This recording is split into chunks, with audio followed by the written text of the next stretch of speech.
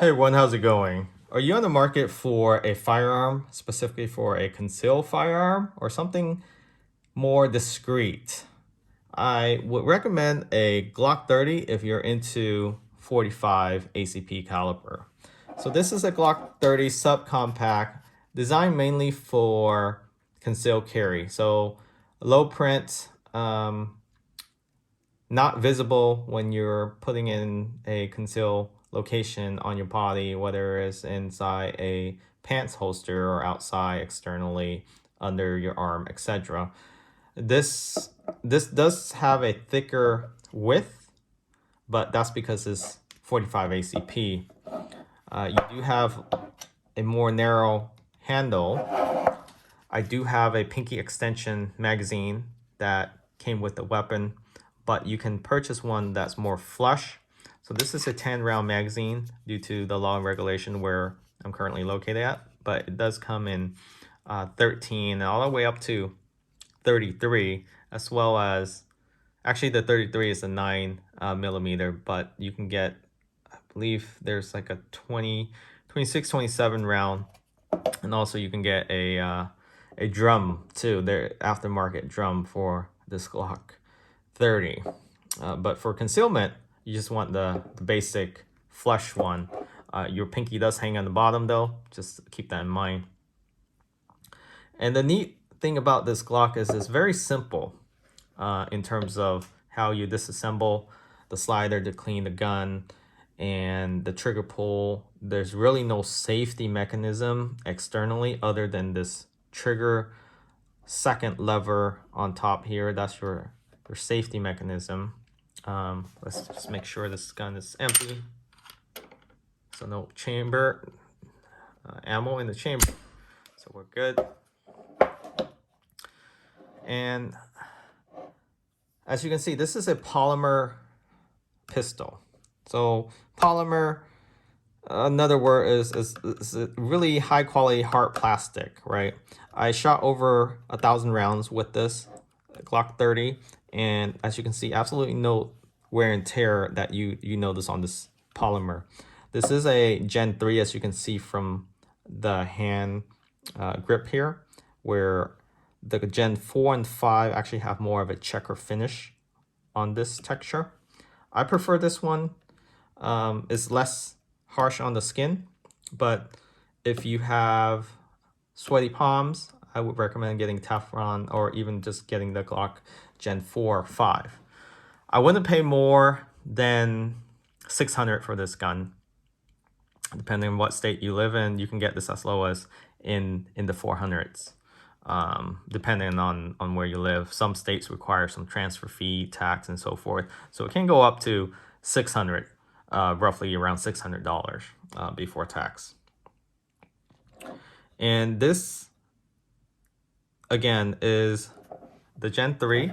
And to disassemble this weapon is pretty much same as every other Glock. You take out the magazine and you make sure there's no ammo inside the chamber. Rack the magazine back. You do have to pull the trigger, point at something that won't be harmed in case if the gun do fire. You pull the trigger. The trigger does lock back since there's no ammo in the chamber. And once it's locked back, there's a lever on the left and right here. You pull down on both of those, and then you rack the slider back simultaneously about 1/4 of an inch. And then you push it forward while you're still holding down the 2 levers. And then you can let go of those levers. And this is your slider with the spring and your 3-inch barrel with the 45 ACP. You can see how large that barrel is. You can see the spiral inside. That's to make sure the trajectory that you're shooting out is spinning for accuracy. And as you can see, there's really no damage on the slider, and I definitely toss this around quite a bit at the shooting range, but you don't see any scratches at all. There's some wear and tear on the slider release, but that's it. and then some on the barrel. Your firing pin is in here. You do have a spring here. You can take apart this backing and then clean out the internal housing of where the firing pins and the springs are at if you need to. You do need like a pin tool, like a flathead, tiny screwdriver to do that. Otherwise, for first-time shooter or gun owner, you can't go wrong with the Glock for the price, for the quality, and reliability, right? Safety-wise, you just want to be careful with that because there is no other external safety mechanism other than that trigger safety pull. So there's no safety latch, there's no palm press safety latch in the back like you see in the Springfield. So make sure you have a good lock for it. So to assemble the slider back, you put 3-inch barrel back in the slider. You put the spring back in. It's a little tricky. This spring is metal, mostly metal. There's some housing inside that's plastic, but you can order aftermarket one that's full metal. And then you just push it back in. I like Glock springs more because it holds the spring together versus some of the other firearm. It's only the backing and then kind of like a pen, right? The spring just shoots out if you're not careful. Oh, let me show you where the slider sits on. They have these metal railings. These are stainless steel, I believe. So they never slide against the polymer. So you can see there's absolutely no wear and tear on the polymer. So that's a great design. The only moving mechanism is the magazine release is plastic. Everything else is metal with the exception of the trigger. And as you can see, the wear and tear, hardly or nothing. There's no damage to this polymer despite the usage of this magazine many times.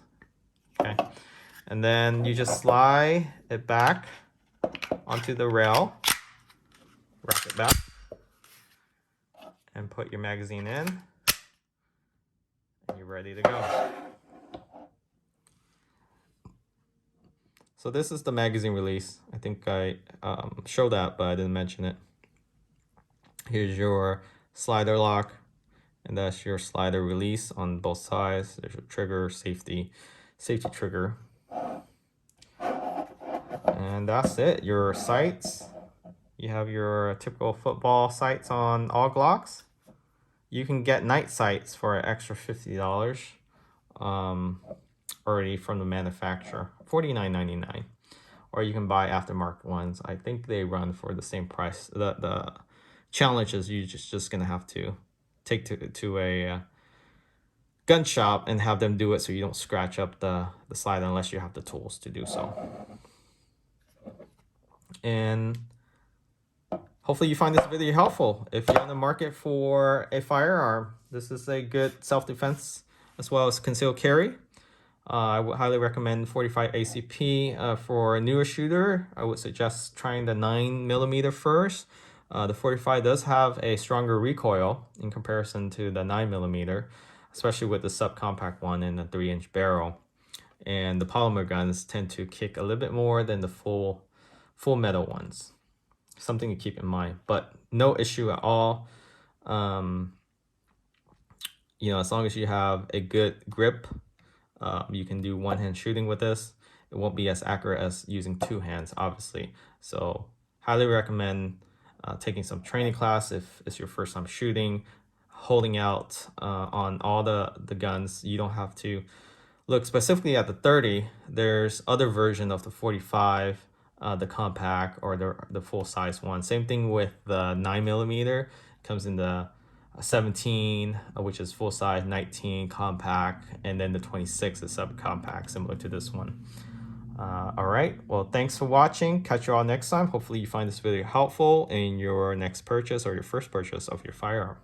Remember to subscribe. Catch you all later.